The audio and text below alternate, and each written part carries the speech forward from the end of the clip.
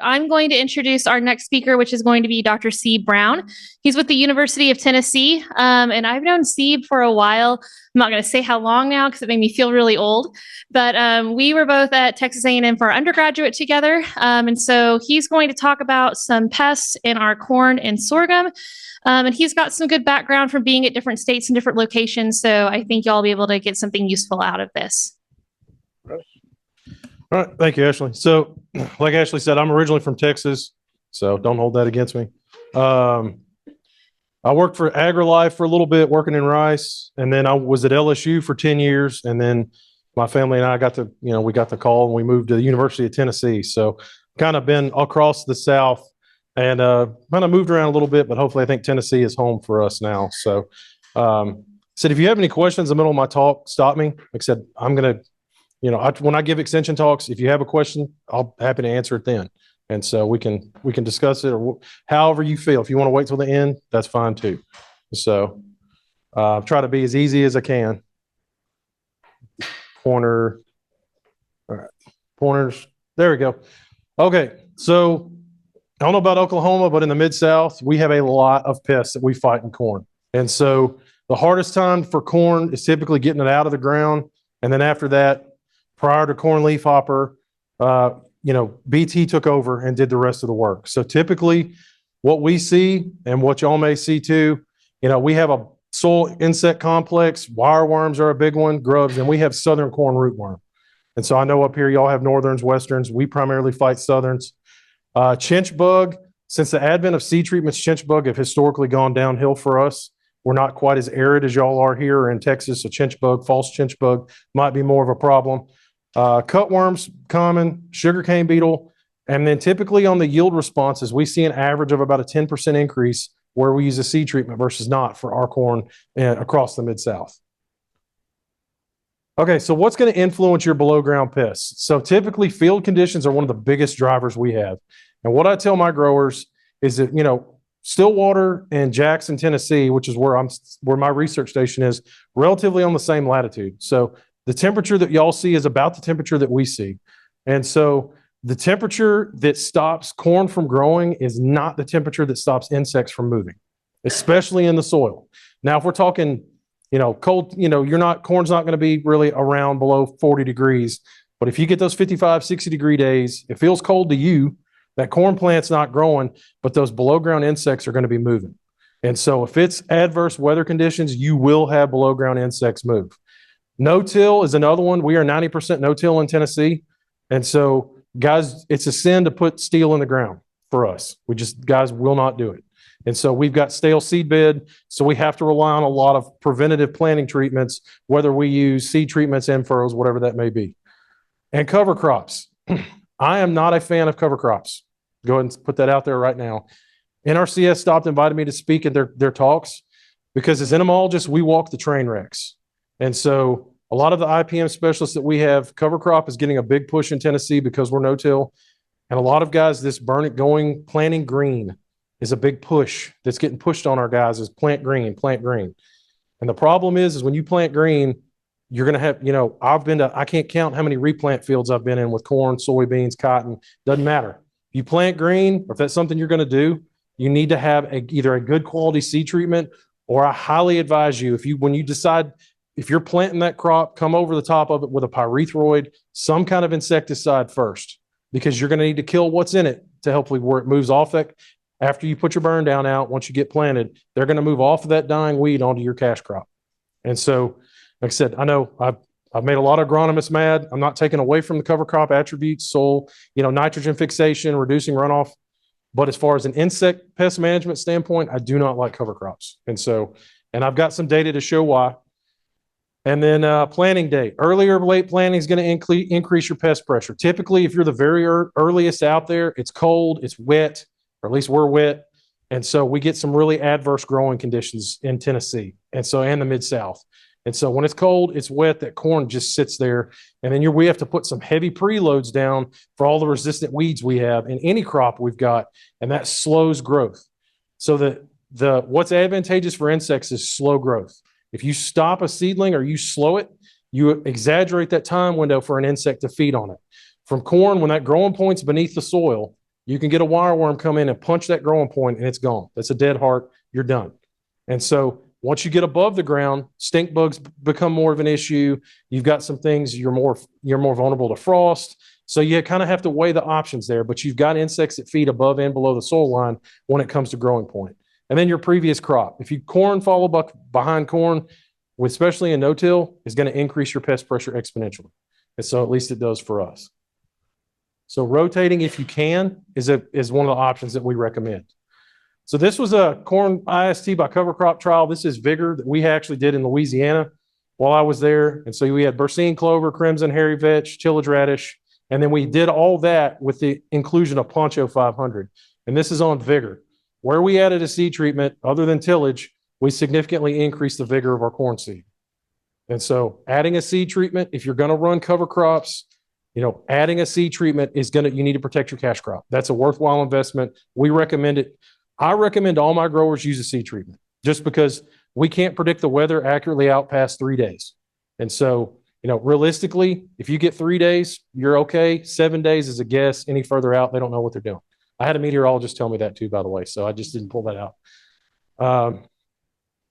You look at yield.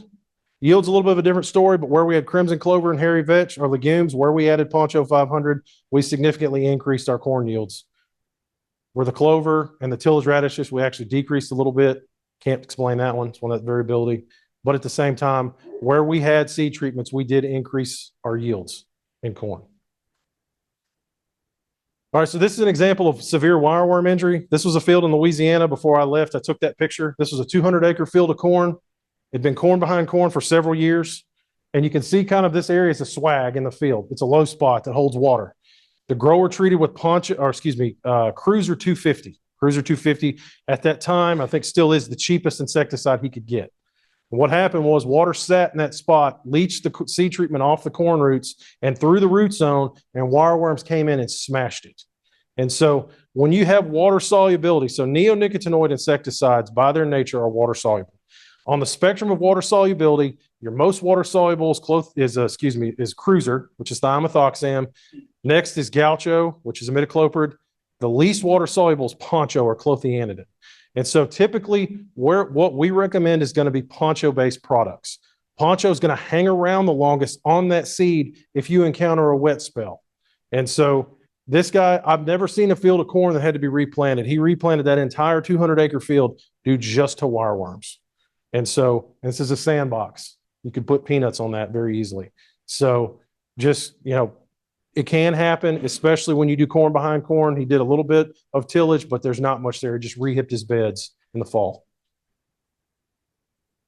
So what we see, other benefits of seed treatments, we see this is our stand from our non-treated versus Cruiser 250 and 500. We see a nice increase in stand. And then you see yield where we had non-treated versus Cruiser 500, we picked up 20 bushels to the acre.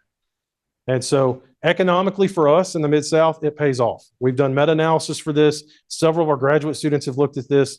Corn is one of those where I typically in soybeans, I don't pick, just if you're going to use a seed treatment, pick one.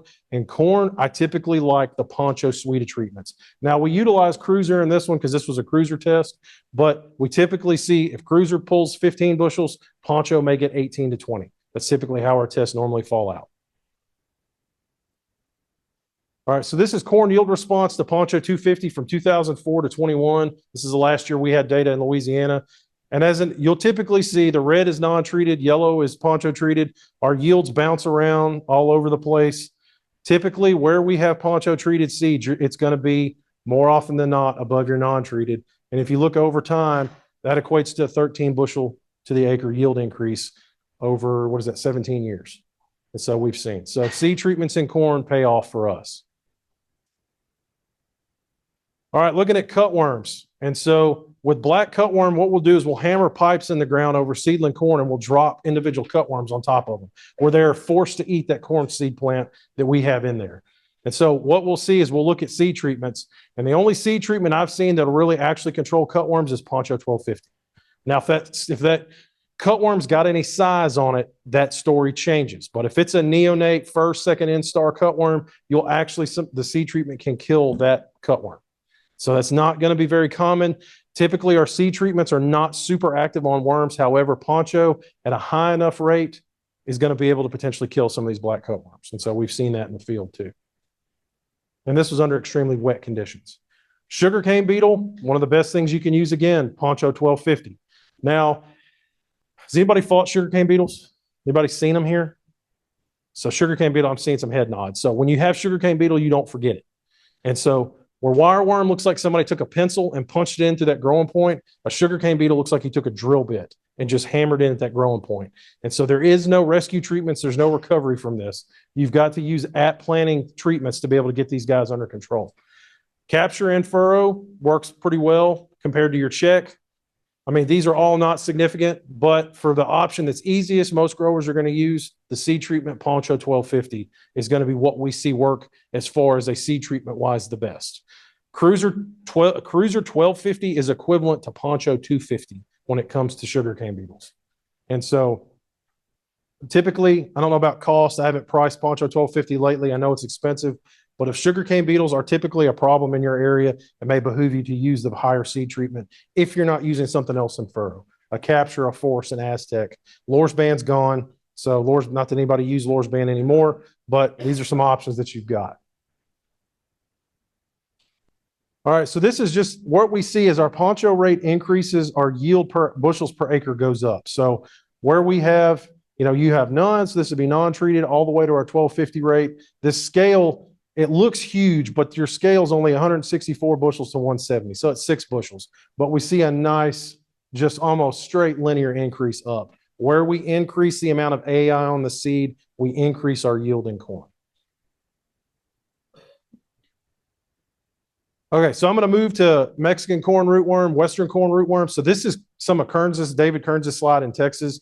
We don't have Westerns or Mexicans in Tennessee. And so, but what David's finding is that the VT4 Pro and the Smart Stacks Pro appear to be the best of what's coming. I don't know VT4 Pro is even out there yet. But some of the RNA genes, some of the new technology they're coming out with some of these rootworm traits are picking up some control with Mexicans and Western corn rootworm. And so essentially what we see is that even on Western, you have your concentration. Essentially, they reach a kind of a plateau. No matter what you get above about 30 micrograms per centimeter, you see control. With Mexican corn rootworm, it's a little more exaggerated, but you get to a point with your concentrations that you eventually see it plateau off and you get control. So Mexican corn rootworm is going to be more difficult to control than Westerns. So these technologies, this MCR 3435 protein is going to have activity on both. And so just keep that in mind. If that's something that you have or you face, some of these newer proteins, these new below ground worm traits have some activity on both of these insects. All right, world feeding fall armyworms. I'm going to jump around a lot here because I just kind of threw everything in here. When Ashley and Brian told me they wanted me to talk about pests, I'm like, I'm just going to throw it all in there. So, because I don't know what y'all face, so I'm just going to show it all.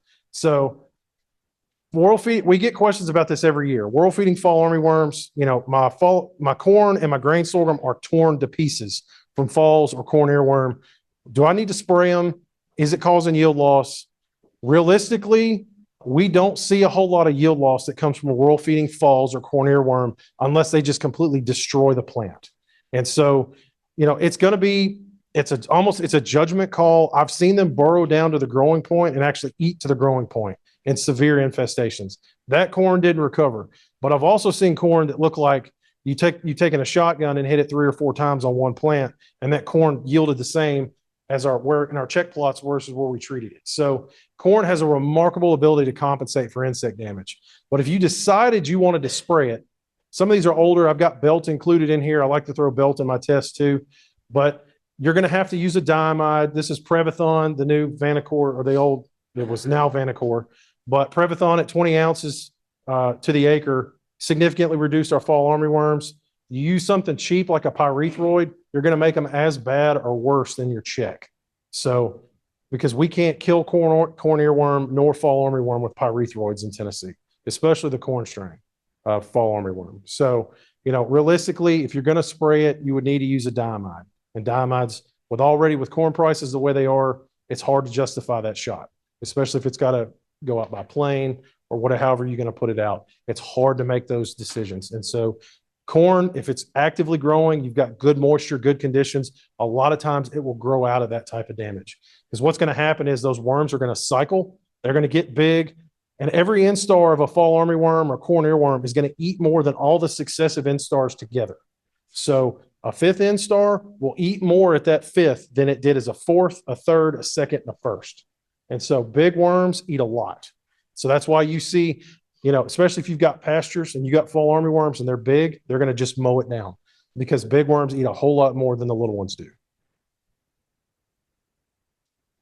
Okay, so looking at aflatoxin in corn. And so I know y'all are more of an arid climate than we are. We still fight aflatoxin. We don't really fight fumonisin much. We fight aflatoxin. These are your thresholds when you take it to the elevator.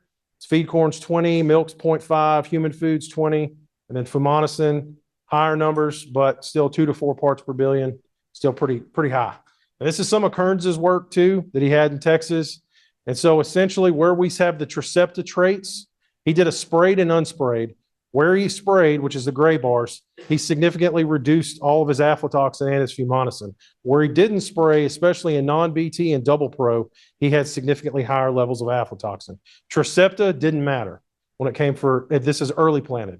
Late planted, for whatever reason, and we get this in research, we'll get spikes. It may be the genetics of the corn ear. Some are more resistant to ear rot fungi, just depends on what it is in the time. But where he sprayed, significantly lower numbers of aflatoxin and aflatoxin early and late.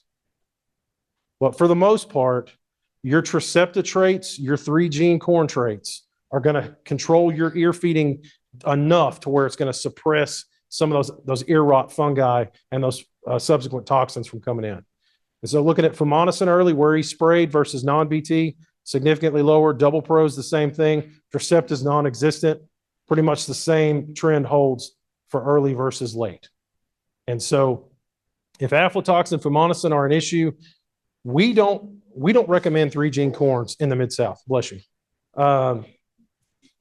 We typically, for the sake of our cotton growers. So the genes, the BT genes that control corn earworm in corn are the exact same genes that we grow in cotton.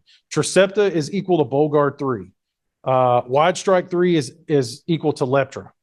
And so those are the same genes, and a lot of times in corn, they're expressed at much higher levels. And so these insects are funneling through corn. They're getting exposed to very high expression toxins, and they're moving into cotton, which is historically not quite as high expressing as corn. So to preserve our cotton acres, we don't actively recommend Triceptas, Leptras, any of the 3-gene corns planted. We can still yield with double pro, and we can yield with some of our older hybrids. We can actually out yield some of our Triceptas, but we don't face the ear rot fungi like y'all do and like guys in Texas do. So that's a difference. Where you lose in yield, potentially if Tricepta is a lower yielding, you may pick up in quality, especially if it's a hot, dry year. And so that's going to be a management decision. I'm not going to tell y'all how to grow corn, which one to plant. That's just based on what we do. And based on Kearns's data, it shows that these 3-gene corn hybrids are probably, if you don't want to spray it, which in this economic climate, I wouldn't want to pull a sprayer into a field if I didn't have to at all. The BTs can help take care of some of these issues. All right, I'm going to go through that. Mites. So I know mites are a big issue here. Banks grass mite, 2-spotted spider mite. I did my dissertation in cotton on 2-spotted spider mite. I saw spider mites crawling across my eyeballs when I went to sleep at night. Some days I still have nightmares about it. So mites are going to infest, usually appearing after tassel. And so your yield losses are going to typically occur during grain fill. Before that, corn can withstand a lot of mite injury. Now, most of you know if you fought mites in corn, cotton, whatever it is, hot, dry weather exacerbate mite populations. So do pyrethroids or broad spectrum insecticides. We can't really use organophosphates in corn. Not supposed to, but I know guys that do. And so hot, dry weather favor these mite infestations. So your unnecessary pyrethroid shots are blowing up your mites if it's hot and dry. So if you don't need it, if it's not required, leave it out of the tank. And so Texas A&M's got a really good publication. Pat Porter did a great job on this. And so typically this is going to be their threshold. Mites have killed 1 leaf. The bottom 2 to 3 green leaves are heavily infested. mite colonies are present on 1 to 2 leaves above the ear. That's the big one, is the ear leaf. Ear leaf is your trigger point. If they're getting above the ear leaf and they're starting to work that ear leaf over and above, that's when you're starting to lose photosynthetic area. That's when you can start taking yield loss. And so getting them under control, not letting it get past that point, is going to be critical. And this is the difference. So your 2-spotted spider mite is this guy right here. Your Banks grass mite is this one. There are no good pictures of Banks grass mite online. I tried finding them. The best one I found is this drawing right here. The 2-spotted spider mite, the mottled brown here, doesn't extend all the way down the cephalothorax. It stops right here. This one, the Banks grass mite, is going to extend all the way down the body. And so control method's not really different. Your miticides are going to be about the same, but just knowing what you're fighting is really important. That's one of your first tenets of IPM. Correctly identifying the pests that you're trying to kill. If I had to pick a miticide that I like, that I've worked with a lot, is going to be Zeal. And I know it's expensive, so I don't want to. I already hear the groans in the audience. If you had to go buy Zeal, you know how expensive it is, or Stifle now because it's off patent. And so Zeal works very well. Zeal is a mite growth regulator. So why that's important, it doesn't necessarily work on the adults, but it breaks the life cycle. And so it's going to kill the nymphs, not allow them to reach adulthood, and there's some female sterility. So it can actually sterilize some of the females where the eggs that she lays are not actually fertilized, and you can cause a little bit of sterility, and that helps break the life cycle as well. Portal is a contact miticide. So Zeal is translaminar. Portal sits on the surface of the plant and only kills for roughly 24 to 36 hours. After that, it's over. And so portal, if you're going to use something like a portal, you've got to get good coverage, especially in corn. It's really important to get those droplets down in that canopy. And so because it's going to quit working after about 36 hours, it's done. And it's not going to move into the plant. It's not translaminar. So, but it is a good miticide. It works well. I've used Onager, Comite too. Those work well. Oberon is really expensive. That's more for the almond market. Bayer has shifted that production, at least out of my geography, and moved it more into almonds, tree fruits, things that have a higher ROI, so they can charge the price they charge for it. And then I haven't really worked with sulfur. Can't really recommend that. I don't know. If it works for you, that's great. But for the most part, dimethylate, I don't like dimethylate. Dimethylate, where we use dimethylate, now granted this is in our geography, it makes our mite populations worse. And so typically I like the dedicated miticides, Zeal, Portal, Onager, Comite 2. Those are going to be, but I like these, the ones, and they're also the most expensive. So keep that in mind. Okay. Anybody got any questions? Yes, sir. So we see that. I've gotten that question before. I've asked my pathologist. So the question was, fungicides flaring spider mites. We've tried to design some graduate student studies around it. They've been so-so, but I think there may be something too, depending on what class of miticide you use. So there's a fungus called Neozygites that controls 2-spotted spider mites. If you grow cotton aphid's a problem. It's the same fungus that comes in and destroys cotton aphid. It's Neozygites is the one typically that we see. If you spray a fungicide, there may be potential for it to inhibit that Neozygites taking off. And so typically it's going to be very environmentally dependent. You need cool. They typically like cool, kind of humid mornings to take off. Once you get hot and dry, there's not really much there for that fungus to proliferate. But I don't have any data on it, but anecdotally, I've seen where we've sprayed fungicide, typically spider mite issues tend to be worse. So, but I don't have any data to support that. This is just what I've seen in the field.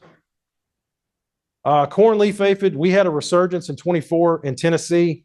It impacted our later planted corn, so we don't double plant corn, or we don't double crop like y'all do. We typically plant early April, and then we're done in August, September. Guys want to head to the deer stand, go duck hunt, and do all the things they're going to do. And so they want to be done. So guys typically try to plant on time, but we were so wet that we pushed guys 2 months into planting in August. And so, or 3 months actually. And so our very, very late planted corn was impacted, especially during tassel. And so our pollination was impacted when the aphids infest tasseling corn. Normally in world stage corn leaf aphid's not that big of an issue. When you hit tassel, then it becomes a problem because it interrupts pollination. And we saw some pretty significant yield losses from that. Pyrethroids, I talked to my colleagues west of here that had it, were inconsistent at best. We had one consultant that actually sprayed some in some field corn. He said he got roughly about 90% control is what he thought with bifenthrin. But from talking to my colleagues, typically Savanto, Transform, Safina are going to be more consistent. I typically tried to recommend about an ounce of Transform just to go on the cheaper side. Transform worked very well. Talking to my colleagues, and then we actually did get one little kind of small strip trial out. But the big thing is to plant corn timely, and I know that's completely out of most of everybody's control. But if you can plant your corn timely, corn leaf aphid typically are not a problem, or your corn outruns it before it is. And that's the name of the game with corn. Corn grows so fast, you want to outrun it before it hits pests become a problem. All right, does anybody have any questions on corn before I move to sorghum? Yes, sir. Okay. All right, so seed treatments, same thing. Gaucho, Cruiser, Poncho, doesn't necessarily matter with this one. We get good control out of all of them. Chinch bug, cutworm, sugarcane aphid. I'm still calling it sugarcane aphid. I know it's sorghum aphid. I'm not changing it. Sugarcane aphid. I had to walk in the fields in 2013 where I could stand my pants up in the corner with the amount of honeydew I had on them. So I'm keeping it. So foliar alternatives exist, but the seed treatments typically work very well for sugarcane aphid. Something else, fire ants. So in Tennessee doesn't have that many fire ants, but Louisiana, we are covered up in them. And so fire ants were actually a big issue for us in grain sorghum. And essentially what this is concept only, anything we had, if we had a seed treatment, no matter what you put it with, it controlled fire ant predation in sorghum. That's rare. I don't see it very often, or I didn't while I was at LSU, but it definitely did happen. And it's an older picture, but that's what fire ants do to seedling grain sorghum. And so seed treatments will help protect it from fire ants. All right, so looking at sugarcane aphid. So this just shows, I know I'm beating a dead horse. Y'all have been fighting sugarcane aphid for years, but we do have good ways to control them. This is what non-treated sugarcane, or it's non-treated grain sorghum looks like infested with sugarcane aphid versus treated. And you can see the difference. That plot actually died on me. So it got so bad that they came in and killed it. And so having a seed treatment on your grain sorghum, especially if you're planting it late and you have a potential of sugarcane aphid coming in, highly advantageous. I would use a seed treatment. This doesn't really matter what you use. This graph just shows whether you use Gaucho, Poncho, Nipsit, Cruiser, doesn't really matter. It works. They all work. And they provide control of about 40 to 45 days. So it's going to get you up out of the ground, get some good growth on it, and you're going to kill sugarcane aphids and seedling grain sorghum, which some of the issues, we saw, especially in Louisiana when it first took off, is that we had guys planting sorghum late because sorghum is a stepchild crop. Nobody cares about it. It's going to be the last thing put in the ground. And so they waited, didn't use a seed treatment to save money, and absolutely got smashed by sugarcane aphid. So if it's cash crop, something that if you're putting in the ground in this climate, you care about it, put a seed treatment on it, especially if you're late. All right, so this is just our yield loss. So now, granted, we're growing just, bin busting sorghum here, 46 bushels an acre. But where we have non-treated, we averaged 22. So, we picked up a 52% or 52% yield loss where we not have a seed treatment versus have a seed treatment. All right, so this is some work out of Angus Katchick's lab out of Mississippi State. I know Angus has moved on to the dark side. He's in administration now, but still good data. I worked with him on this. And so this is looking at in-furrow. So essentially, if sugarcane aphids are a problem, this in-furrow Savanto looks really good. 4 ounces, 7 ounces, and it holds throughout the season. We've seen it last upwards about 90 days. And so if it's an option, outside of a seed treatment, you can see that these are aphids on the y-axis. On the x-axis, you have your seed treatments. Cruiser, kind of fell apart, non-treated, Gaucho, Poncho, where we use Savanto, and this is 71 days after bottom leaf, or after planting on the bottom leaf. So this product definitely moves up with the plants. All right, so looking at yield. So, we see just a nice stair-step effect in yield. Where we use in-furrow Savanto versus where we had Cruiser and not treated at all. No, this is no foliar applications at all. So I need to qualify this. This is just using in-furrow Savanto. Sir? That was liquid. So looking at pivot, so chemigation. No, this was actually out of the high plains of Texas. And so where my colleague up there worked on this, where he chemigated with 5 ounces of Savanto, he has non-treated. This is second leaf below flag, lower green leaf here and here. And so you can see where he chemigates with Savanto, you get very good control also. So if chemigation is a potential, you've got some options there as well to be able to control these aphids. And then this was really interesting. So this was a temperature study that Angus did. We repeated this, and it shows transform Savanto. And I'm not going to extrapolate this to corn leaf aphid, or I'm not going to do, this is just aphids, but by and large, how this chemistry works and how piercing sucking insects are, as the temperature decreases, your activity decreases because the aphids or whatever insect are not feeding on they're not feeding on the product. So if you get, this is 60 degrees and 85. So at 60 degrees, 0 hours, we had 80% mortality. You go up to 85, we're running about 90. 24 hours after, that's 100. And you just kind of see it go down as the days go on. And so the takeaway from this is if you've got a cool night coming and you spray Transform or you spray Savanto, you may not see good aphid control for a couple days, maybe several, depending on the temperature. We saw this several times in Louisiana. And so where we would get a cold front, I don't know how it made it through, we'd get a cold front that drop us to 60 degrees. We'd spray sugarcane aphids and they would just hang out. Wouldn't get good control. Now, were they feeding? We don't really know. But it seems like no, is that these insects, with most things, as temperature goes up, their feeding increases, they have a greater chance of picking up the insecticide and dying. The problem is if it gets too cool and you wait, let's say you get a cold front that lasts a week, or you get cool temperatures that hang around for 3-4 days, the residual of some of these insecticides are going to run out before these aphids start feeding. And so that's a potential. So temperature plays an impact with how some of these insecticides work, mainly because of how the insects feed. And this was Savanto, same story. A little bit better residual. Savanto hangs around longer than Transform, but where you saw activity drop off just exponentially from 5 to 7 days. Out to 10, it didn't really pick up. Whereas where we're hot, it just kind of rocks on along above 80%. So just keep that in mind if you've got a cool front coming and you're trying to control sugarcane aphid and grain sorghum. All right, sorghum midge. So this one aggravated more consultants than any that I've talked to. Midge are typically, they can be hard to control, especially before sugarcane aphid, they were easy. 3 shots of a pyrethroid spread 3 to 5 days apart, you're done. But with sugarcane aphid coming in, you spray a pyrethroid. If you think you had aphids, you're fixing to find out. So because it's going to blow them up. And so the big thing is culturally control Johnson grass. Johnson grass is a secondary host.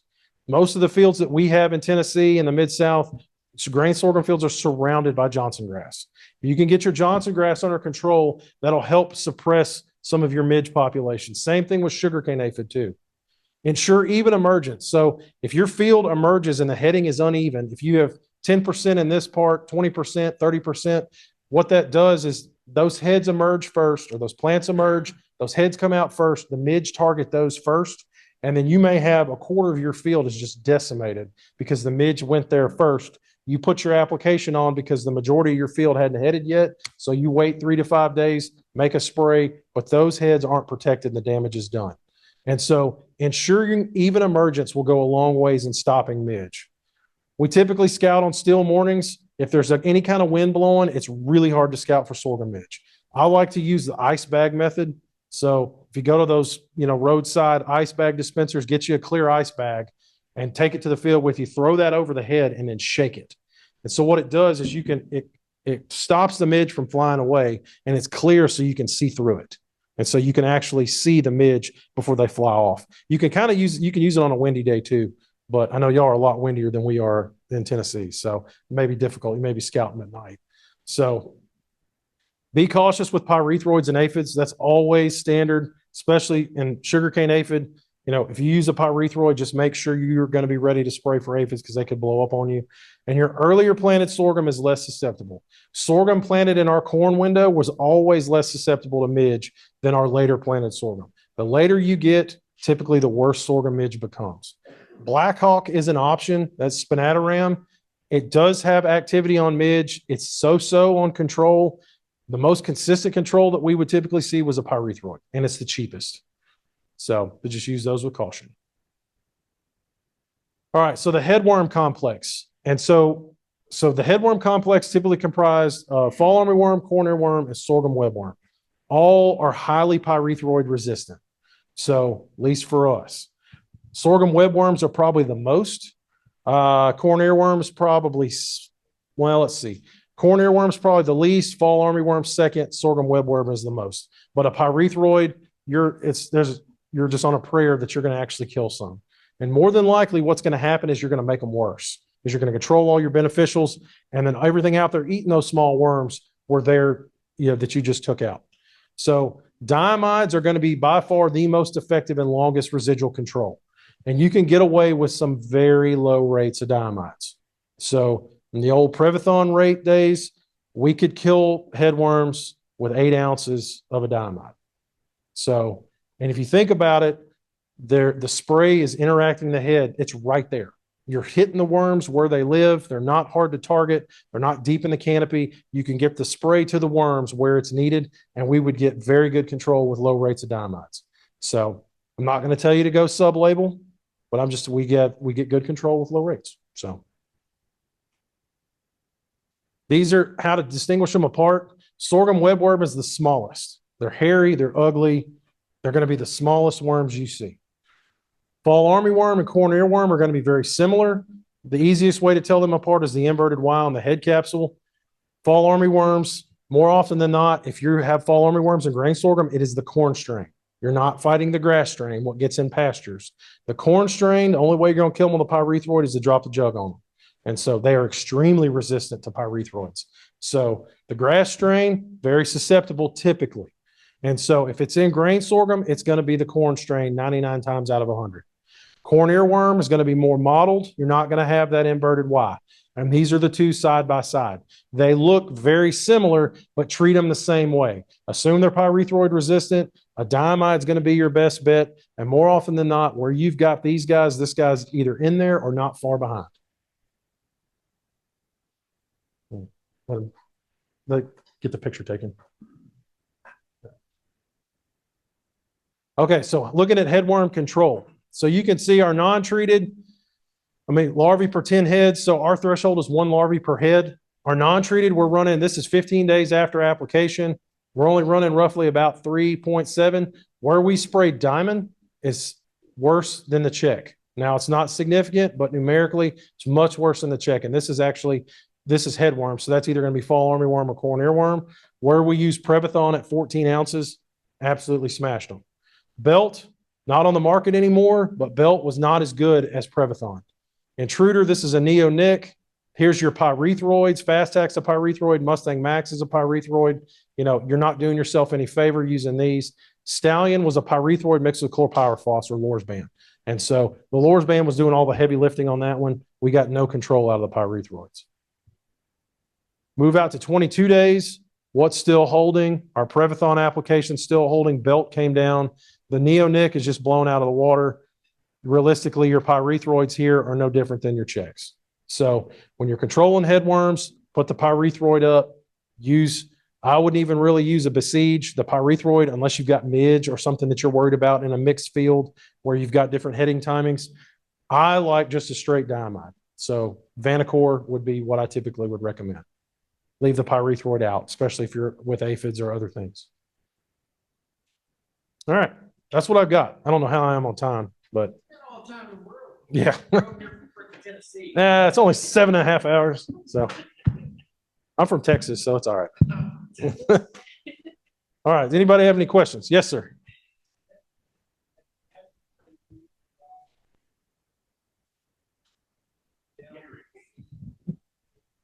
So the question was, anybody use any dry insecticides in our tests? So as far as in furrows, so the dries we've used, so typically it's going to be Counter, Aztec, Force. That's the ones, the dries we've used. They all work well. If I could get my guys to run dry in furrows, I would be happy because that's going to solve a lot of our issues. Typically better. A lot of times you can't getting naked corn seed is next to impossible. So you're going to have some kind of treatment on it. Typically what I recommend to guys is get the cheapest seed treatment you can find, typically a Cruiser 250. That's going to give you a little bit of systemic activity, and then run a counter, run a force, run an Aztec with it. And more often than not, we don't see cutworms, we don't see wireworm, we see no below ground insect issues. Mm-hmm.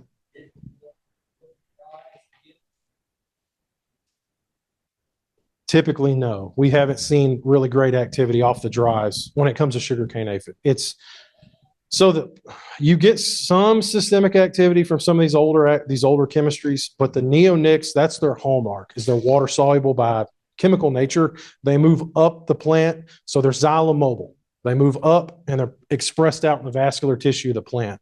And so that's what the sugarcane aphids are feeding on. Your force, your Aztec, your counters are not. So force is going to be a pyrethroid. There's no activity vascularly there at all. Where you put it's where it stays. Counters an organophosphate. You may get a little bit, but you're going to have much more activity out of your neonics, especially later than you would say with a counter. And so counter may give you a little bit as it cracks the ground. Once you get some growth on that expression is going to be really reduced. The neonics are really good. That's the hallmark for that. Aztec, it's a mixture of both. And so if I have it right, Aztec, it's going to be roughly about the same as counter. So it would be, if you're willing to use a granular in furrow, I would almost, if I could pick, if I had my ruthers and I could get you to use something, it would be Savanto. I don't think we have a Savanto granular. Do we have one? I don't think so. It would be Savanto in furrow is going to be the Cadillac. If I have to pick one that far beats the seed treatments, what we see with granulars as far as sugarcane aphid is the Savanto in furrow. That's a liquid formulation. And I've seen it last, like I said, that data was 71 days. I've seen it go 90 plus. So it's better if it's in furrow. You need to, and I mean a true in furrow, not a 2x2 or split or in kind of a dribble. This is where you've got that nozzle that's inverted, where you hug the shoulders of the row, and you're getting spray in that seed furrow before the press wheel closes. So, because you want the roots to grow through that active. You want as much active in that seed furrow as you can get. And so with the dribble doesn't necessarily put it where it needs to be. It's close, but it's not bathing the seed. Essentially, the seed's bathed in it. And so you spray it, seeds drop, close it. The seed is bathing in active. So the roots grow through it, pick up as much active as they can get, and continue to pick up active as the season goes.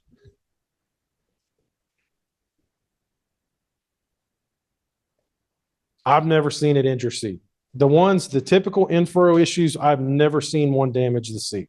Some of the older chemistries, the older fungicides, and some of the things that we used a while ago would injure the seed. I've not seen it out of Capture LFR, Savanto, any of the ones that we squirt in furrow, the neonics. I don't see any phytotoxicity.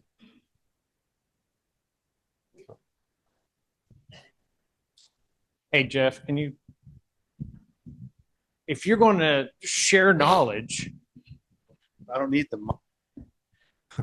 So we've tried it Bayer's tried it as a seed treatment. We just can't get enough on the seed, but we've never hurt germination. Yeah. So that's why the in furrow is working better. In 2013, it came to the forefront for the sugarcane aphid. Yeah. When all of us walking the fields runt genes. So yeah. Yeah, that we had Section 18s, 24Cs. We went through the whole rigmarole 10 years ago to get it labeled, but it is now as a full Section 3. So. All right. Any more questions? All right. Thank you, Dr. Brown. The comment about you walking through sorghum fields with jeans, that hit hard. That's bad memories. Standing up in a corner. All right. So our next speaker is going to be Miss Brenda Cannon. She is working, she's been a part of a large project looking at how cotton grows effectively in Oklahoma, and it's going to lead to many other projects, but I want to have her share. Would you rather lapel, or are you good with that? Oh, this is fine. All right. Have her share some of her findings as far as how our cotton crop is putting up yield, maybe. Yes, you are, Dave. You just cost yourself.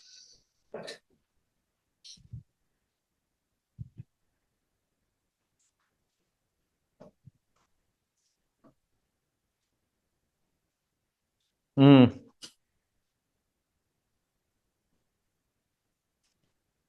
There you go. Cannon. Nope.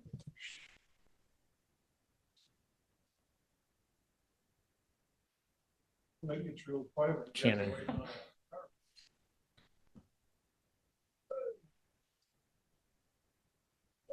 Beautiful.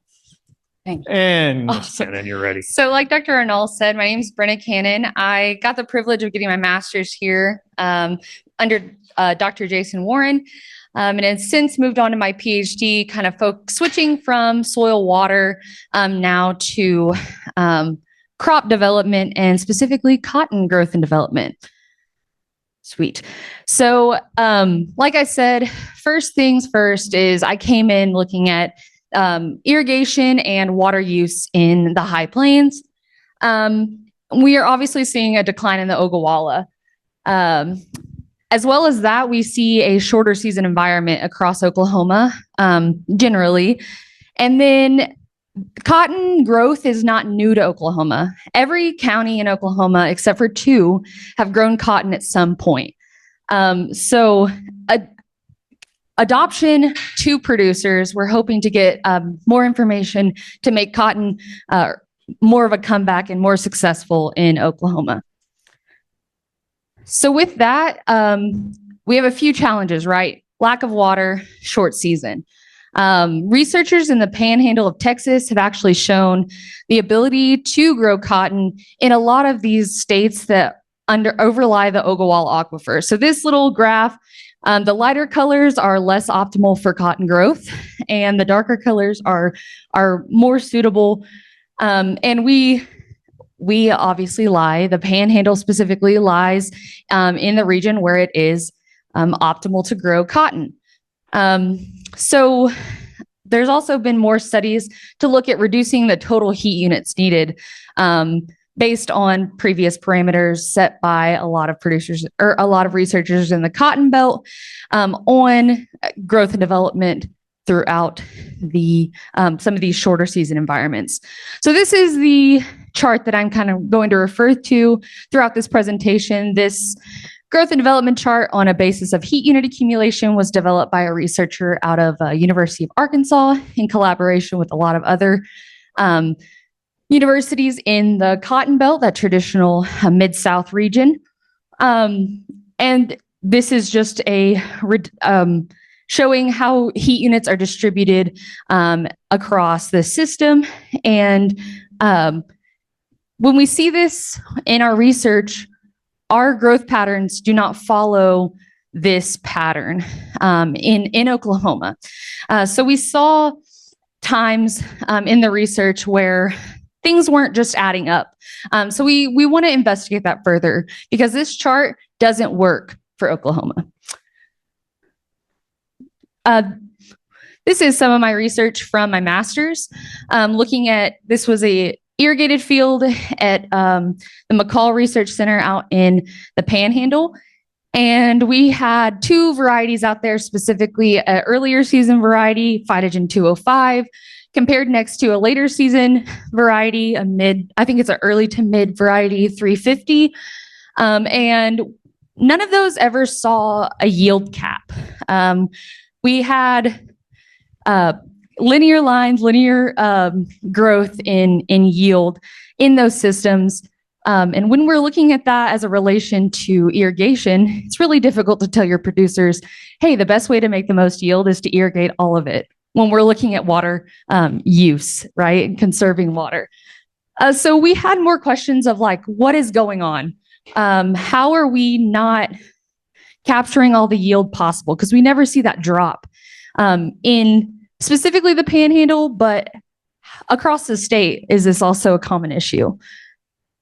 So that led us to begin to answer some of these questions with my current PhD work.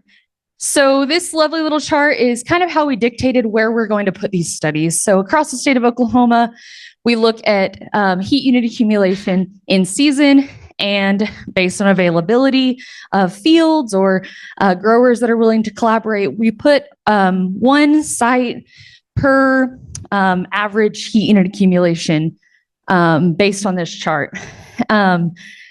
This was a really big thing because we had two similar trials about 30 minutes away from each other in the Panhandle that had different heat unit accumulation, about 200 units different. And the one with the lowest heat unit accumulation actually saw almost 4 bale yield. So what's going on? So we're setting out to figure that out with this research. Another issue is yields. With a shorter season, we should see reduced yield. However, like I said, we're seeing very comparable yields to the Mid-South. So why is that occurring? It is very typical in literature that yield is typically set on those first and second fruiting positions in cotton on a set amount of bolls, fruiting nodes, about 8 to 10 fruiting branches on the plant, with a fruiting branch starting about 6 to 10 nodes. And this is just Mid-South data. It also shows that vegetative bolls contribute less than 20% to yield, but this value also includes any outer position bolls. So any bolls that are in those third, fourth, or greater positions.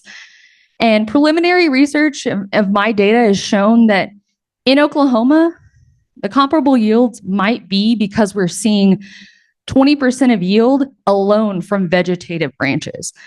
So there might be something going on in Oklahoma that's allowing us to have greater yield on some of those positions that seem to be less important in the Mid-South. So because of all that, we want to better understand kind of what's going on in Oklahoma across the state in response to the heat unit accumulation we see, and then evaluate that growth to create some better chart for producers to follow in terms of relating heat unit accumulation to where you stand in the field. So my trial, I have these 5 sites when all environmental conditions are great. My first year, everything except for Altus survived, and this year, Altus did not survive again, but Fort Cobb also failed. So we like to look at Fort Cobb, particularly Altus, as kind of one of our standards to compare back to the Mid-South. It gets approximately the same heat unit accumulation and very traditional cotton growing region of Oklahoma. But without that comparison, it's kind of difficult to directly compare it. However, we do have some patterns that are coming out in those central regions of the state that are being more reflective of some of those traditional cotton growing regions. So I take lots of data throughout the year, mapping the plant, what's going on in the field, where are we, down to each node, each position, when are we putting on this boll, what stresses are occurring at this boll that could cause it to either stay on the plant or pop off the plant. As well as doing yield mapping at the end of the season, boll by boll. It's lots of fun. This is mainly in collaboration or using the guide from CotMap or CotMan softwares out of U of A. Again, this program was to help producers evaluate how much earliness they're promoting in their crop. So we're using that in another way to look at how our yield and development is potentially going to give us what is really going on in Oklahoma.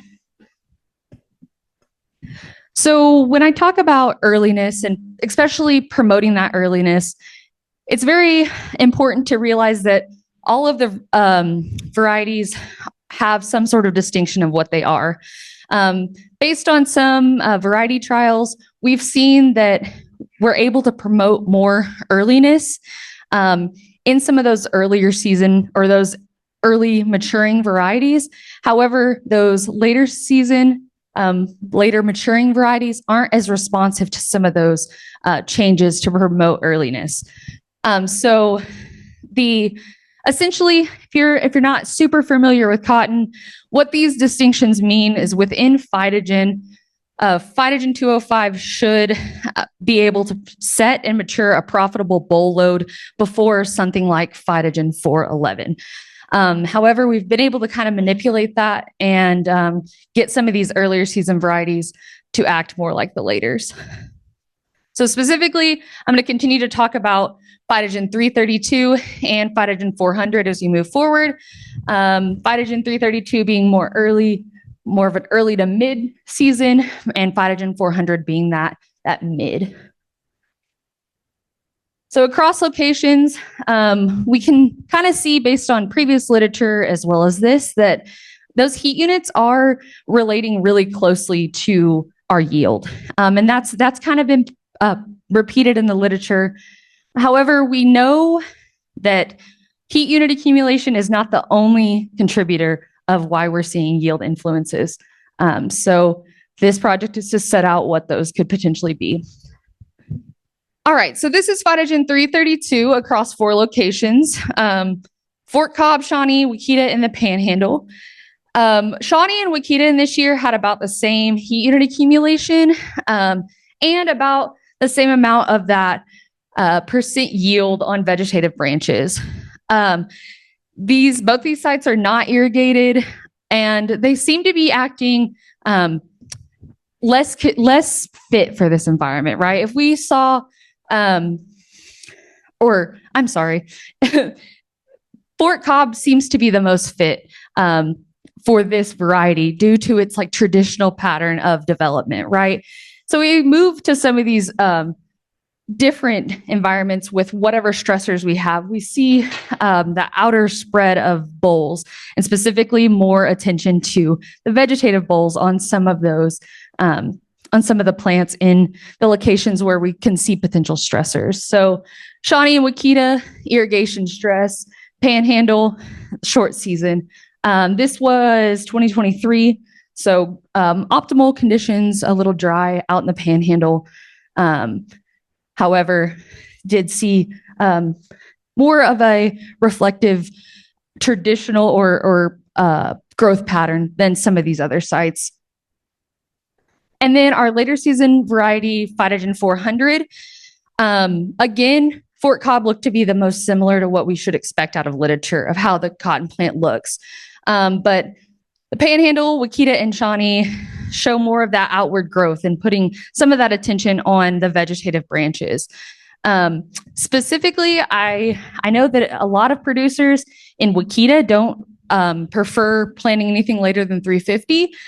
So it's interesting to see that we were able to get like a decent amount of yield that we didn't expect with those vegetative branches. So overall, at the end of the season, it's kind of nice to just sit down and really understand what's going on in the field. So across this heat unit accumulation chart, where do we start to break up the division of how we spread this new threshold or this new base level? Do we decrease the time it takes for flowering to occur in the plant, or is flowering time shortened? Do we see a quicker time for maturation, etc.? So generally what we see in the field is it kind of takes a little longer than we expect to get cotton out of the ground, especially there in the Panhandle. There have been years where Dr. Warren has been frantically digging around to make sure, did I even plant this? Because sometimes it sits in the field longer than it should. The squaring period, we don't see a huge length of a squaring period. This is followed by a shorter than typical flowering period. In the Mid-South, they see like 6 to 8 weeks. Here, we only see about 2 to 4. And then they ask that we have 850 to that 950 heat units to get bolls from flowering to open. That is about 60% of the average heat unit accumulation we see seasonally. So that's a lot to ask out of someone, again, with a short season. A lot of producers also are kind of hesitant to use more early season varieties because of the lack of fiber quality and yield benefits, especially that yield potential that they have. But we have not seen very many differences in fiber quality that sway out of that base or even a premium value in a lot of our research trials across the state. I also wanted to plug a new fact sheet we kind of developed out of this research, looking at how likely you are to have a successful cotton season in the three counties of the Panhandle. But other than that, that's all I have for you today, and I'll be happy to answer any questions that you have. So sorry. There you go.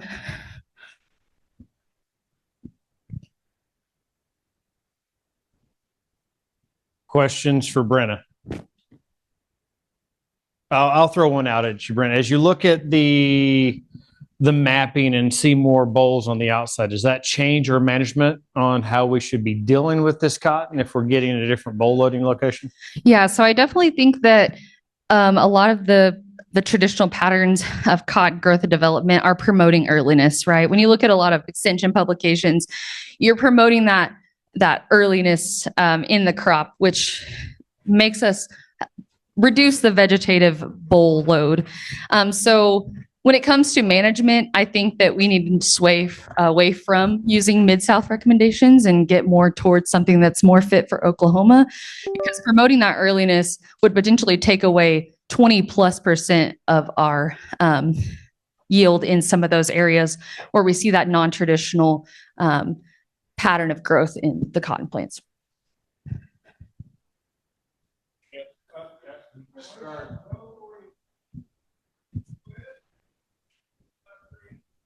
I have not gotten Repeat your question. Yes, absolutely. The question was, what about row orientation? We have not looked at that. This is very introductory, so we have not gotten to that yet. Yes, sir. What's your data freeze? What's your freeze date? The First freeze date.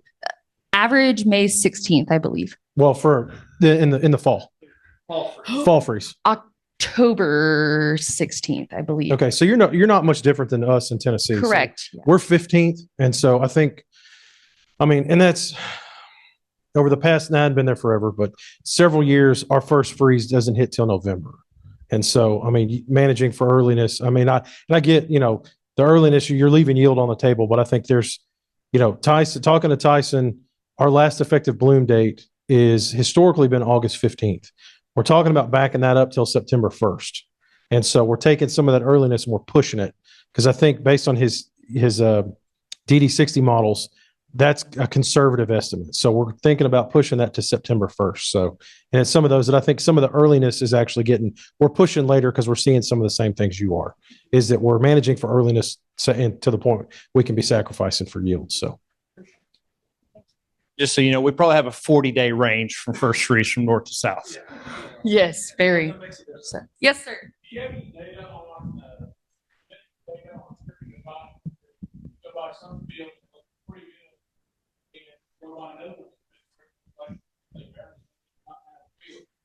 That is a great question. Jenny, if you have anything to add about that, that'd be great. I know that there are restrictions, but I'm not sure what those I are. will come to you, Dr. Duda. Yeah. Well, Efficiency factor with humidity. Well, actually, I really can't answer that question. I don't know. This is a big one for Brian, but as far as what I've seen, we see some fields. Yeah. We know the shipper's gone through, but it doesn't look like they picked hardly any cotton in another field. So, what would you see with your experience? Have you seen? Yeah. It's kind of what machine you brought through there, and Yeah. I've seen some of them stripping midnight.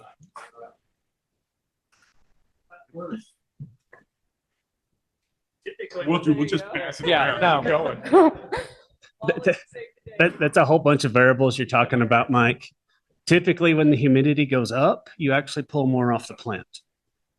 Now, that's not, yeah, to a degree.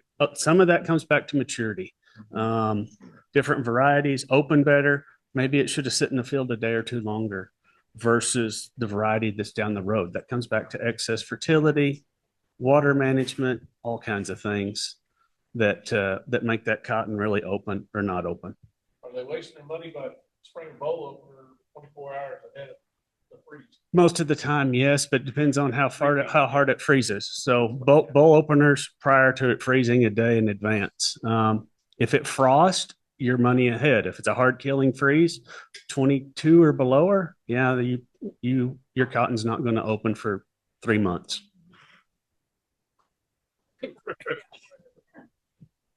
See, I know who to look around. Any other questions? All right. Thank you, Brendan. I would say go ahead, give her a hand. Fertility crew will be doing a little bit more mapping, and we got some really good case stuff coming up that Dr. Phillips is working on. We've got some end timing stuff that we've seen changing where the bowls are, so you're going to see a little bit more of that as we go through here. All right. With everybody's favorite agronomist, is Pew still in here? I can't say that. No. Our Northwest area agronomist, Mr. Josh Bushong, we asked him to come in and just kind of talk about managing wheat, pushing it, and seeing where you can get. Josh? Thank you, Brian. Does everyone know how to grow wheat? Yeah. I think we're done here. It takes rain, that's for sure. Rain makes grain. I know they asked me to talk. Dr. Silva couldn't make it today, so I was the next best thing, I guess.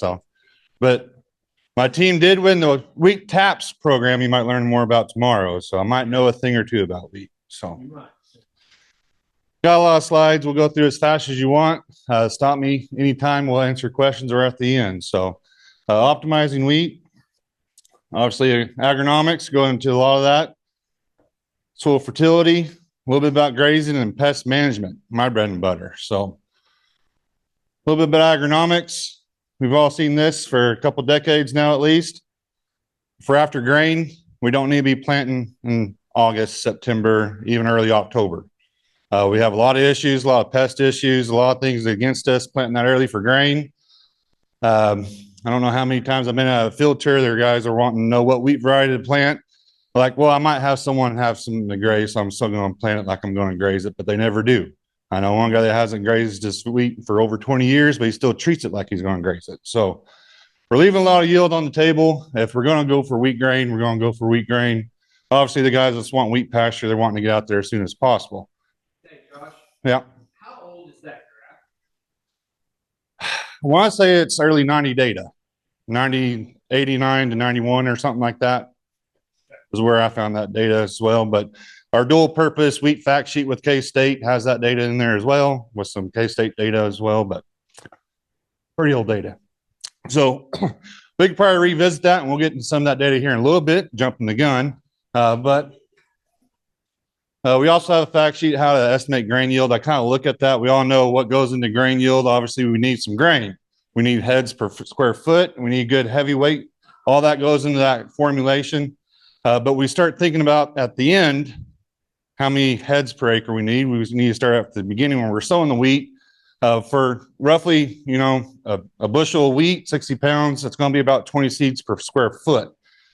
And with Dr. Edwards, our previously small grains extension wheat specialist, his fact sheet said we need about 60 to 70 heads per square foot to optimize grain yield in Oklahoma. We all know that genetics and a lot of other things have changed. We might need to revisit that as well. But we start thinking about that as our seeding rate. I know some of us have started to switch over to seeds per acre instead of bushels or pounds. But we start thinking about what kind of seed bed, what kind of growing conditions we have, maybe how much seeds in our bin, Jeff. What can we put out there? I know I gave Trenton Logic a hard time. He asked me what seeding rate. I was like, I know you didn't get enough, so plant it all. So a lot of factors go into what we're sowing. Obviously, this year we had a lot of issues getting the wheat off and going. Some are still off and going. but I always try to hedge on the higher side. I know several years ago, some of the wheat yield contests, I saw one guy won it with 40 pounds per acre or something like that. But there's a lot of factors. Diversify, don't do everything the same. Maybe one of the fields are going to do and bust the bin. We all know there's varietal differences. Late sown wheat, a lot of factors going into that. Once the soil temperatures start to drop, we don't get that vigor. We might still get some root growth out of it. We might not look like we're growing, but some varieties are still going to produce more. Maybe some varieties for grain only system, we don't want a lot of fall growth out of it because it's just going to burn through moisture and resources. So going back to that fact sheet 2194, I believe, to get that 60 tillers per square foot, and we start looking at stands, especially some of us are going back and reseeding some of those terrace channels, evaluating those stands. If you're on a 6-inch road or 6-inch drill, you'll need 30 seedlings in a foot of row to get that 60 tillers per square foot. For 7.5-inch rows, you need 38 plants per foot of row. And if you're on 9 inches, I know some guys out west pushing 9 to 12-inch spacing, but 46 plants per foot of row. So we start thinking about that. Most of us probably saw Dr. Silva's blog where she released some of the data she's been working on the last few years. Start back in fall of 2020 and got the data from this past year in 2023, where she was looking at, obviously you can tell the top picture, small plots. It kind of reminds me when we're doing small plots, obviously as a researcher, we can gain a lot of information out of that. But if you're looking at a population trial, I'm not doing this as a dig towards Dr. Silva, but keep that in the back of your mind. You can almost think of that as like skip row cotton. We have gaps every 5 foot. So that population, like I said, we might see some differences, but just because it is small plot research, keep that in mind when we're looking at that population data here in a slide or two. But for her small plot research, she's looking at 2 seeding rates, about 60 pounds and 90 pound seeding rate, 870 seeds per acre and 1.4 million. She looked at a lot of different varieties, especially keying in on that short season one from Dr. Carver, Butler's Gold. But looking at that, different seeding rates, the different varieties, different populations, and different planting dates. So this trial is a 3-way factorial. You got planting population, planting date, and those varieties. So you're looking at here at Stillwater and Lahoma data from 21, 22, and 23. If you look at that versus the early sowed in October versus the December sown, late sown, and those blue boxes, 4 of those blue boxes are higher than the other boxes, 4 of those 6. So maybe planting in December. I know I got a lot of flack for planting a lot of demos in November and December, but maybe I was onto something. So but obviously we all know that goes into conditions that we're planting into and what kind of hand Mother Nature plays us. So that data also shows, well, we all know the later we go, we need to up that seeding rate. Her data said it didn't matter. Like I said, 60 pound versus 90 pounds in those small plots, early sown in October versus late sown in December, no difference. But we have some other data to look at here after this set of data. But in this trial, looking at those different varieties, Butler's Gold on the far left, that short season. So what is Dr. Carver looking at here? Well, it didn't yield as much, or at least it didn't yield as much as Bob Dole out of Kansas. But it finishes quicker in the spring. So that's why we don't want to plant too early, but it finishes if you're having a custom harvest crew come in, you want all your wheat done at the same time. It's going to finish out at the same time as your other wheat. But it's not a big difference in yield, but there are some varieties that, like I said, this is pulled across the early and late sown. But looking at that, we got grain number on the far left. Butler's Gold didn't make as many kernels. Look at the weight of those kernels. They weren't as many, but they're pretty heavy. So those kind of go into that. You look at that Bob Dole is kind of average on both of those. A little bit more data she showed. Looking at biomass at maturity. Bob Dole, we know, gets a little bit tall. They might have used some of those resources and we didn't have as much protein. So looking at that data, I started looking at K-State's data. I believe they started in 2019 or so, where they looked at 10 different variety trials across the state of Kansas. And they started looking at population, 600,000 to 1.2 million seeds per acre. They looked at some different seed cleaning, none, air screen, gravity table, seed treatment, no seed treatment. One big thing about this population from 600 to 1.2 million, yeah, we got more plants, but in these parentheses is percent of seed planted that made it to a plant. Lower seeding rate, 60% of those seeds were a plant. Less than half of those seeds at 1.2 million, so that 600,000 was actually a plant. So we all know there's different variables when we're planting, hedging a little bit high. We can always not produce as many tillers and still get those heads per acre at the end of the year, because you look at the yield, when we have a higher population, we had higher yield. There's some differences there for you, Jeff, right? You can see we do get something out of clean seed. Seed treatments, we got a little bit out of it as well. That next year in 21, they did the same thing, and the same thing. The more we planted, the fewer plants we got, but the more plants we ended up with, the higher the yield. And then 2 years ago, they started another project. They surveyed 656 different farmers in Kansas, and they're asking them what their management was. So they broke it down into 4 categories. Just focus on that left side of the graph. Top 5% of those top yielders, what were they doing? And then the top 30%, an average producer, and then the guy that doesn't put anything in. So yield goals, 35, 55, 75, 95 bushels.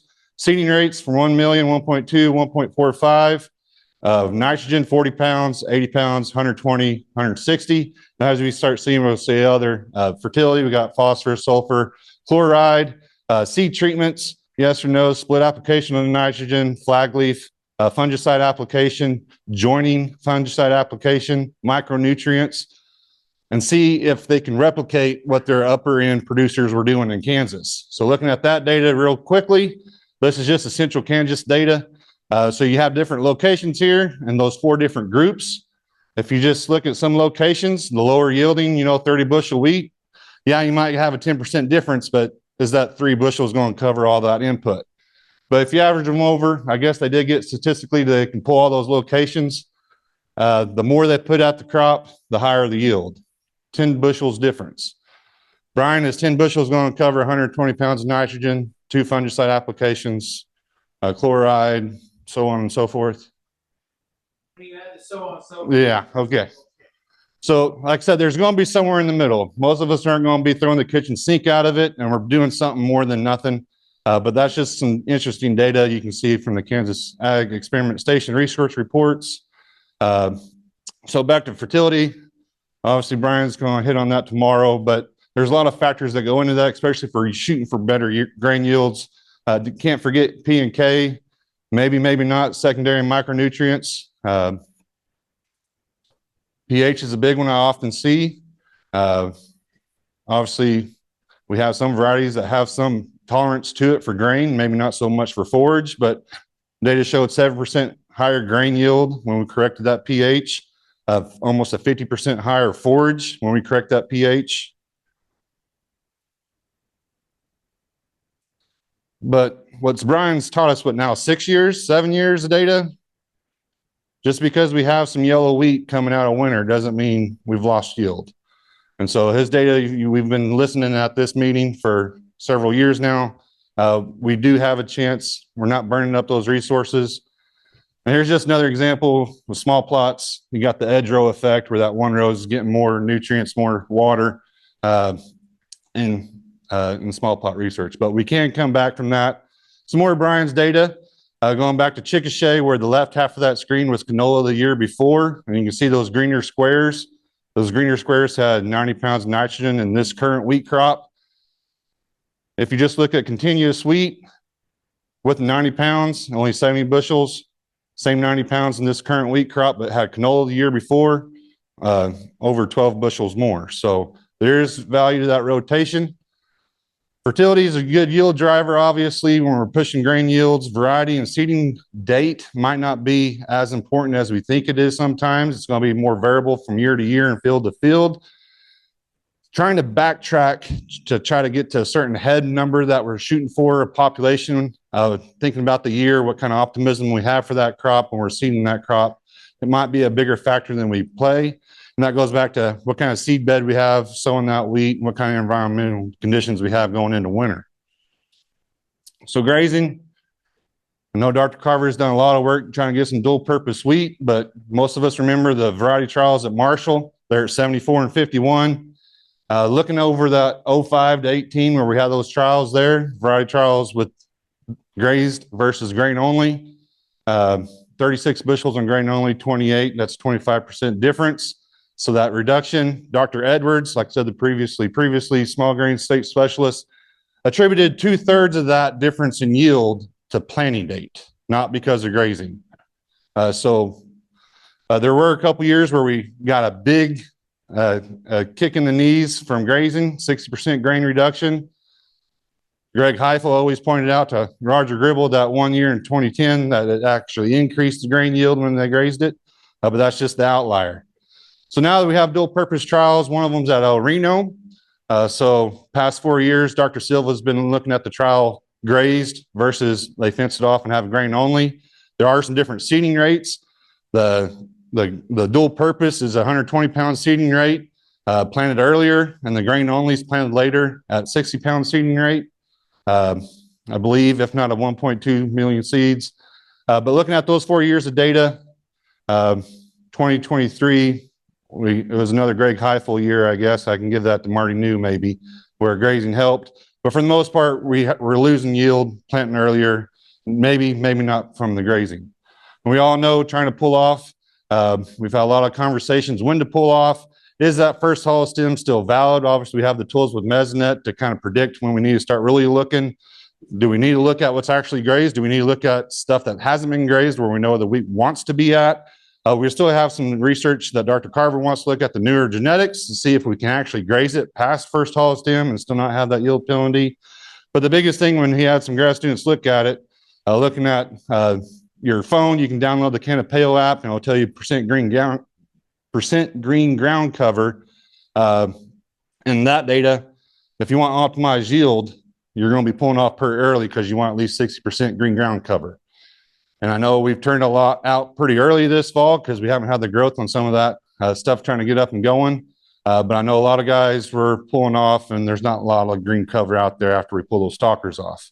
And so, like I said, obviously the economics go into that. Maybe there's more money in the beef, but if you are after grain, obviously we have to have that photosynthetic material out there. We have to have leaf, we have to have biomass, we have to have good root structure and tillers per square area to get that grain yield if we really want to make it a true dual purpose in that scenario. So early sown is the biggest yield draw. Like I said, 2/3 of that 25% decrease, but it's because of planting earlier, because of diseases and everything else and insects, physical damage, and timely termination of those stalkers. And obviously, if we're growing forage, we're going to have to put out more inputs out there in terms of nitrogen to get that growth.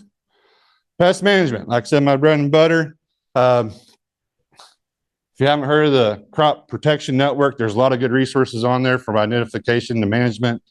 But they did have in there for Oklahoma, mostly disease-wise, what kind of losses we are from diseases on wheat. So averaging almost 10% yield loss because of diseases in Oklahoma is what they came up with. $50 million, maybe $11.50 an acre. So timing's everything on pest management. So as an agronomist, this is where we can shine. This is where we can really get the most bang for our buck, is to have those timely applications. So going back to old data, Brian, this is some Dr. Pieper's old work looking at cheap, but how long after planting till he sprayed and how much yield we lost. If we waited 2 months, we started to lose over 5 bushels.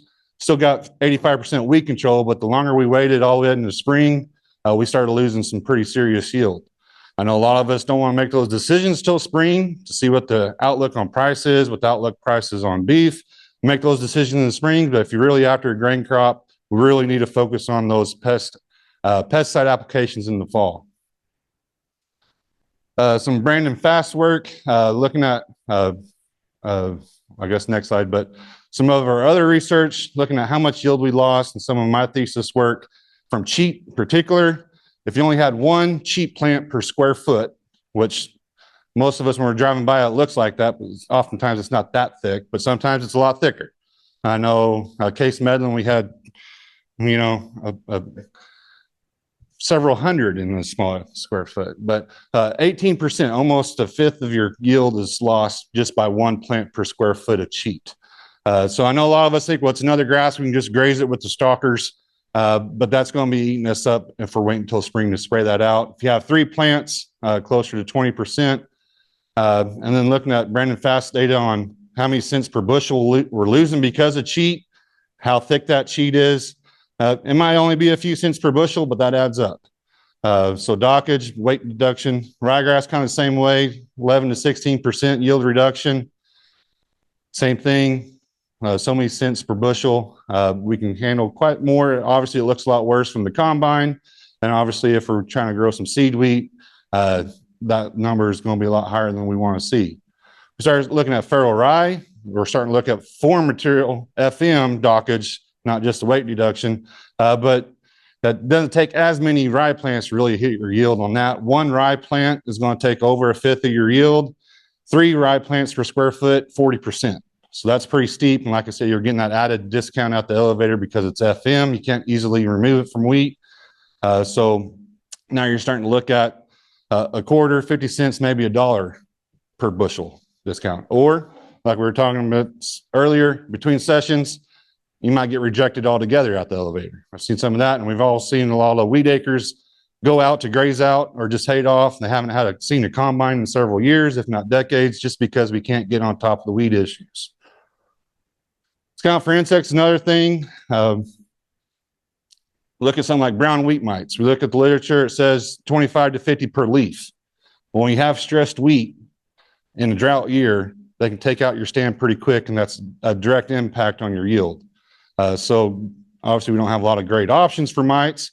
Viruses, like I said, planting later, it's another thing we can avoid. Here's a yield map from Kansas, looking how much yield loss they had just across that quarter.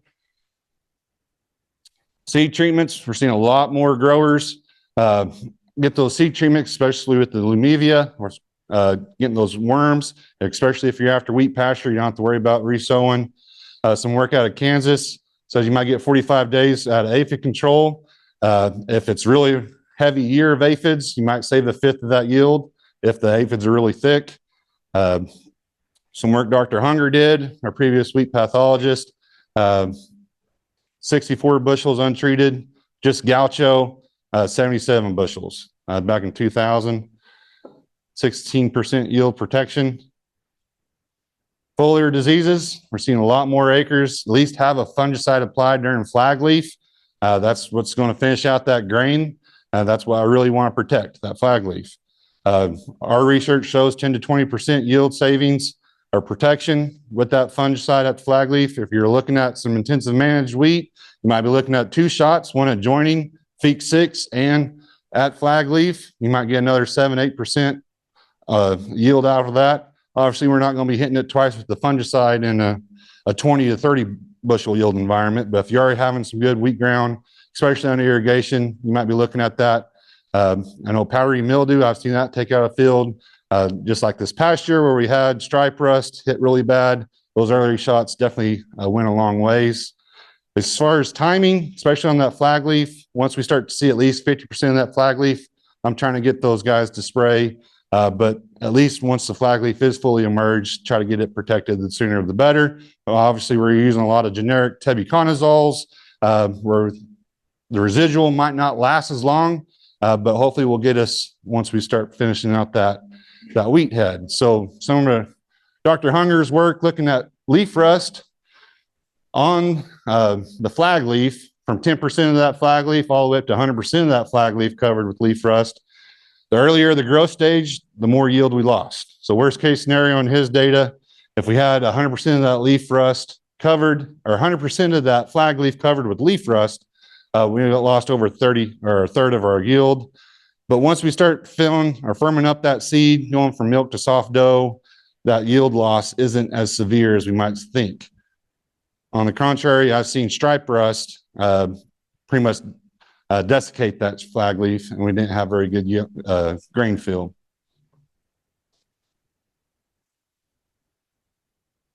One, 2 shots, like I said, you might get 1, 5, or 10% yield in addition to that flag leaf application. So our variety trials, Dr. Silva's changed things up. This chart stops at 2020, where Chickasha, in addition to having extra nitrogen, it had a fungicide application at flag leaf. We saw about a 43% yield savings or yield increase on those varieties with that nitrogen and at top dress, and then that flag leaf application. Looking at Lahoma from 14 to 21 before we changed it. So the only thing difference between the black bars and the orange bars was that flag leaf fungicide application. And over those 8 years, about 20% yield difference. So obviously there's some years like 14 and 18, there wasn't a difference, but overall 20% difference in yield across all those 50 something varieties. Obviously we have some varieties have better tolerance and resistance than others. That still goes a long ways. A lot of guys, that's where we started seeing almost budgeting in that flag leaf application. So like I said, 2021, we changed it up. So instead of just having that fungicide at flag leaf, now we have standard management in the last 3 years versus intensive management. So standard management, all the varieties are seeded at a 60-pound seeding rate and fertilized for a 70 bushel yield. The intensive management is seeded on seeds per acre at 1.2 million, fertilized for a 100 bushel yield goal, and then 2 shots of fungicide, one at joint-in and one at flag leaf. So there's a lot, that's no longer comparing apples to apples, it's apples to oranges now, but just looking at the varieties, maybe your farm's more of one or the other, you look at those systems individually. But over those last 3 years, there's about an 8 bushel difference. Like I said, it's hard to say, is that seeding rate? Is it 2 shots of fungicide? Is it the added nitrogen? But you have to look at it as a whole system. The intensive management overall has been yielding 2022, only 3 bushels difference, but so far we're trending the last 2 years, 10 bushels difference. Overall, those 50 something varieties. So last 3 years, I looked at that at Lahoma, 2022 to 2024, and I only took the varieties that were in the top yield group statistically. And then, like I said, the 3-year average of the standard management, and then the same varieties, if they're in the top yield group over 3 years versus the intensive. So there was a difference, like I said, a few bushels over those last 3 years, but some varieties at Golden, not a lot of difference from intensive to standard. Something like Paradox and one of the new ox wheats, only 3 bushels difference. If you start looking at something like Providence, 11 bushels, that might pay for that extra shot of fungicide or a shot of fungicide and more nitrogen. Gallagher responds to management. That's another way of saying it. Crescent responds to management. The Cropland 7017 responds to management. Helix and Steel, not a big difference. Showdown, not a huge difference. 4422 by Westbred, not a huge difference, but there are some differences you're seeing.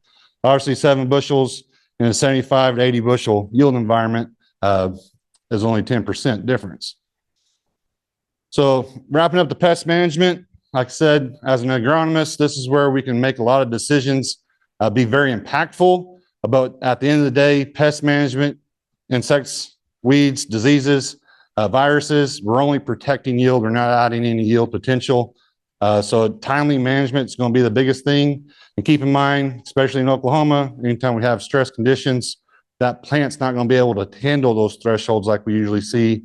You might need to lower those thresholds. Higher value of time management. What I'm trying to say by that is, like I said, we can scout more vigorously. That doesn't cost a whole lot. And then make those timely applications, we can get the most bang for our buck for those investments. Short-term versus long-term investments, like I said, something like insects and diseases may come and go, especially fungal diseases that blow in, or aphids or worms that blow in. But something like weeds, once you have it on the field, it's going to be there until we get on top of it, like Dr. Galvin said this morning. So you might have to think of that investment, trying a traded wheat system, to get on top of those weeds and make that pay over several years to clean those fields back up. In summary, like I said, the hardest thing is trying to, we have this crop in the ground for 7.5 to 9 months, it's hard to make that decision. How much are we realistically looking for on yield potential? Obviously, we look at our historic, but there's no good average in Oklahoma. Time management is the biggest thing. Like I said, once we do see an issue, once we hit those thresholds, be out there timely is the biggest thing, more so than product selection. Plant health, like I said, anything we can do, fertility wise, going slower with our drill, get good seed to soil contact with those press wheels. Anything we can do to get that plant up and going and healthy, using seed treatments, so on and so forth. It's going to handle those stresses a lot better. But the biggest thing, it's always going to be different from field to field and year to year. So focusing on what's been working, what things are we want to look at, what the budget allows, so on and so forth, because we can throw a lot of money at this crop and we all know it doesn't pay every year. It's more than just throwing a little bit more nitrogen and fungicide, being economical with those, using IPM approaches to get the most out of that product.